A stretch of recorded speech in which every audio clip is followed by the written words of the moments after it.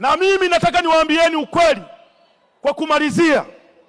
Dr. Samia Suluhu Hassan namna anavyoleta hii miradi, hawasemi wenye midomo midomo. Hawasemi kwamba Dr. kaleta, Samia kaleta, hawasemi. Lakini tunapoenda kutafuta hela, ikitokea tumekopa sehemu yoyote, midomo mingi. Mama, tafuta hela tujengee vitu tuvione, na hakuna mtu yoyote mwenye midomo midomo, tutapambana nao sisi. Wewe piga kazi tu mama yangu. Si wanasema kuna makundi, mimi ni kundi la mama. Sasa kama kuna mbunge yeyote ananizidi mdomo mle ndani, tutasimama naye vizuri tu. Niko mule kwa ajili moja tu. Kwanza, kuhakikisha tunatimiza dhamira ya Chama cha Mapinduzi katika nchi yetu ya Tanzania.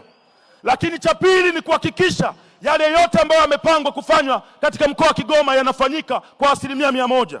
Lakini cha tatu, kuipa heshima serikali ya awamu ya 6 ya Dr. Samia Suluhu Hassan, na mimi niko mle cha mdomo wake, tutapambana vizuri. Mwisho mama, naomba niwaambie watu wa Kigoma, Dr. Samia Suluhu Hassan anatafuta pesa, anahangaika kushoto na kulia kutafuta hela. Anatuletea miradi mizuri kama hivi. Ni kazi yetu sisi watu wa Kigoma kulinda hii miundombinu ambayo serikali inapambana kuileta katika mji wetu. Tusikubali mtu yoyote akaanza kuhujumu, wakaanza kufanya vitu vya hovyo, kuharibu juhudi ambazo zinafanywa na rais wetu. Tusikubali. Na pale ambapo Mwenyezi Mungu akitusaidia mradi ukakamilika, tuache zile tabia zetu za kupanda kwenye treni na mbuzi, kilo magunia mihogo na nini. SGR ni kamserereko, tusererekeni vizuri, au sio jamani?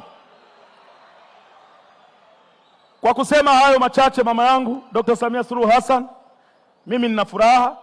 Ulinitoa katika kama wale unasema machokorao mtaani, umenipa heshima na umewafanya watu wa Kigoma wawe na furaha, kwa sababu mimi ndiye mtoto wao pendwa, hawana mtoto mwingine katika mji huu wa Kigoma.